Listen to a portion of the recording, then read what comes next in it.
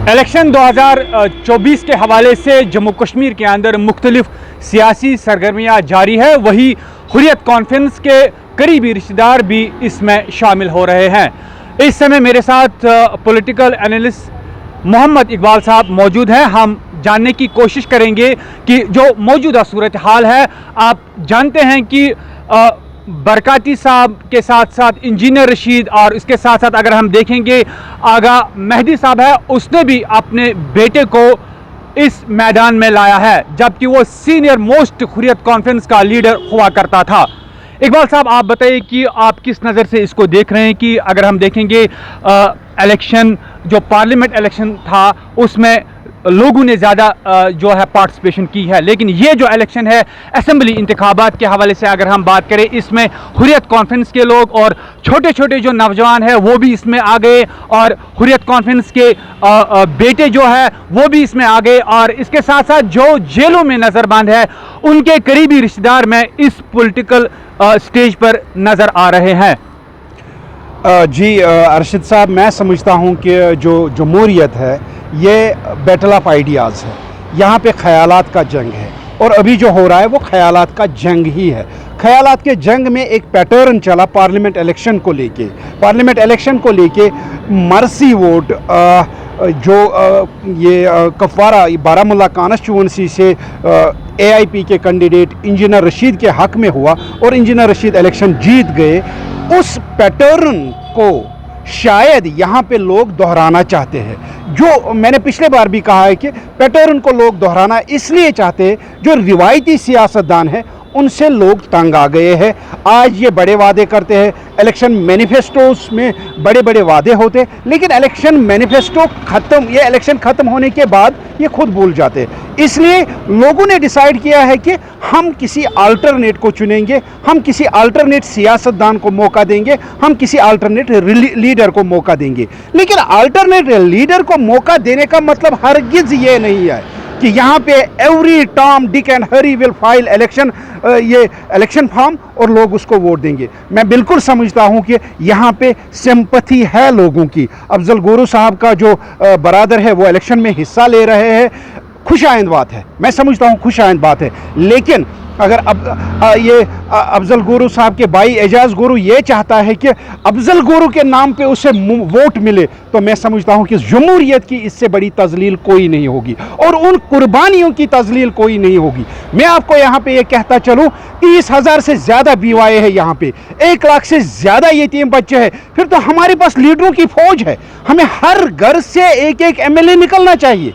फिर तो हमें हर एक घर में एक लीडर पैदा किया हुआ है, हमारे पास अवेलेबल है। लेकिन खुदारा मुझे बताइए, इन लोगों को असेंबली में जाके हमारे लिए, यहाँ के नौजवान के लिए रोज़गार के मौके पैदा करने हैं, यहाँ के गरीब किसान के लिए रोजी रोटी के मौके पैदा करने हैं। अगर एवरी टॉम डिक कोई भी पढ़ा लिखा अनपढ़ कोई भी असेंबली में पहुंच जाए तो वो हमारी सही नुमाइंदगी नहीं होगी, कौमी तजलील हमारी होगी। मैं बिल्कुल समझता हूं कि यहाँ पे बहुत सारे लोगों को इलेक्शन में हिस्सा लेना चाहिए, वोटिंग बढ़नी चाहिए, रिवायती सियासतदानों से छुटकारा मिलना चाहिए। लेकिन रिवायती सियासतदानों से छुटकारा मिलने के बाद अगर हमारे पास सही लीडर अवेलेबल नहीं होंगे, सही लीडर हमें यहाँ पे असेंबली में नहीं पहुँच पाएंगे, तो मैं समझता हूँ ये कौमी तजलील होगी और हमें अगले 5 साल फिर कसमपुरसी के हालात में रहना पड़ेगा। इकबाल साहब, एक वक्त में जमात इस्लामिया की बात करें, वो भी इलेक्शन के मुखालिफ थे, हुर्रियत कॉन्फ्रेंस के लीडरान वो भी इलेक्शन के मुखालिफ है, और इस वक्त लगता है कि उन्होंने अपने भाइयों को और करीबी रिश्तेदारों को इस इलेक्शन में हिस्सा लेने के लिए अपना रोल अदा किया है। दूसरी बात यह है कि जो डायनास्टी रूल यहाँ पर रहा है, नेशनल कॉन्फ्रेंस की बात करें, PDP की बात करें, हमें लगता है कि अब अफजल गुरु का भाई भी मैदान में है, हमें लगता है कि अब इंजीनियर रशीद का जो भाई है वो भी मैदान में है। आपको लगता है कि जो आने वाला वक्त है ये टर्न हो सकता है पॉलिटिकल आइडियोलॉजी के तौर पर? आपको लगता है कि जो इंजीनियर रशीद के नाम से वोट इस वक्त हासिल हो रहा है, इसका जो नतीजा है ये कुछ और निकलने जा रहा है? मैं बिल्कुल अरशद साहब, मैं आपको फिर यहाँ पे ये जो जमात इस्लामी की हिस्ट्री है उसकी तरफ ले रहा हूँ। 1971 में गिलानी साहब ने एज इंडिपेंडेंट इलेक्शन लड़ा। 1971 में मतलब 1972 में फिर दोबारा इलेक्शन हुआ। उससे पहले गिलानी साहब ने एक इलेक्शन लड़ा था, इंडिपेंडेंट लड़ा। उसके बाद 77 में इलेक्शन हुआ, जिसको कहा जाता है कि only free and fair election in history. मेरा एक आर्टिकल उस पर आ गया, only free and fair election जो कश्मीर में हुए वो जनता पार्टी थी।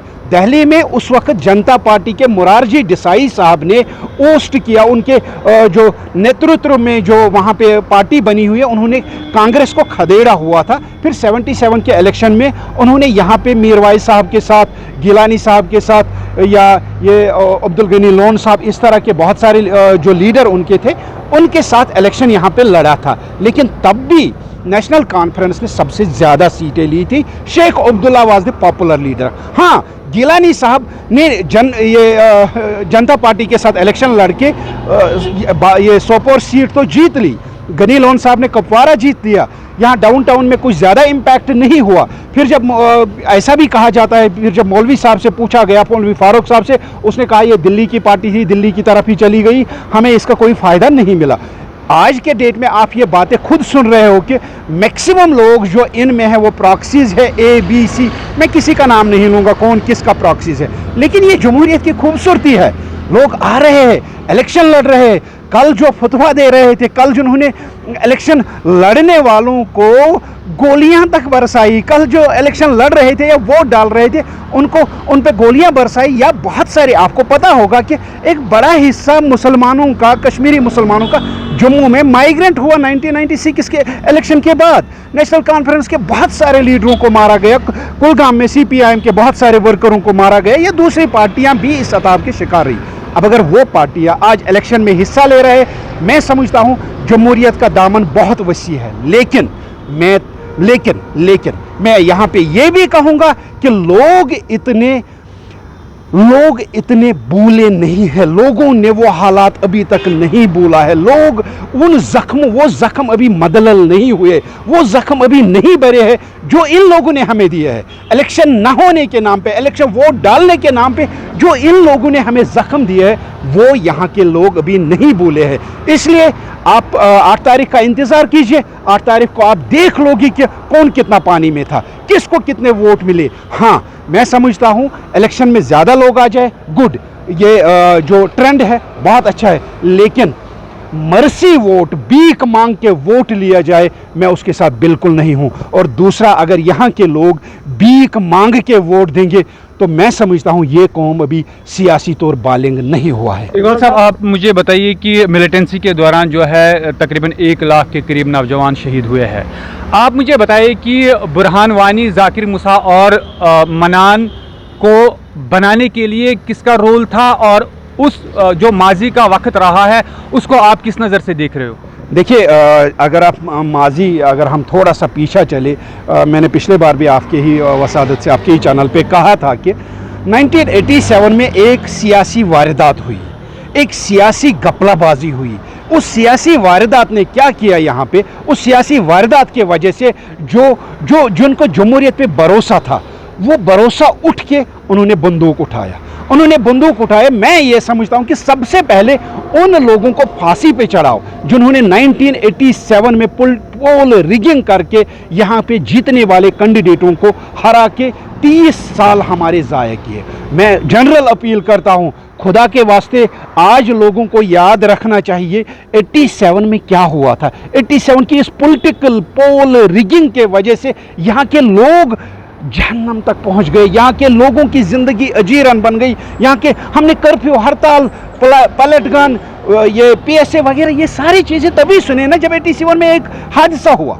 अगर वो हादसा नहीं हुआ होता तो आपको यकीन दिलाता हूँ ये जो यूसुफ शाह साहब, सलाहुद्दीन साहब, वो किसी मिनिस्टर बन के किसी स्टेडियम में हिंदुस्तान के झंडे को 26 जनवरी या 15 अगस्त के दिन सल्यूट करते हुए नजर आते। जो पहले सफ़े के यहाँ पे मिलिटेंट बने, या जो आज भी जिनका खतरा हिंदुस्तान को आज भी लग रहा है, उनमें से बेशतर सरकारी कोठियों में होते, बेशतर सरकारी ये मुराद हासिल करते होते, बेशतर उनमें असम्बली में होते हमारे लिए, चाहे वो सही कानून बनाते या गलत कानून। लेकिन लोगों ने जिनको चुना था उनको चुना था। पॉलिटिकल पोल रिगिंग के वजह से यहाँ पे 30 साल ज़ाया हुए। मैं समझता हूँ उस पोल रिगिंग के वजह से ही बुरहान भी पैदा हुआ, जाकिर भी पैदा हुआ, इशफाक भी पैदा हुआ, ये जो जितने भी बाकी मिलिटेंट यहाँ पे थे।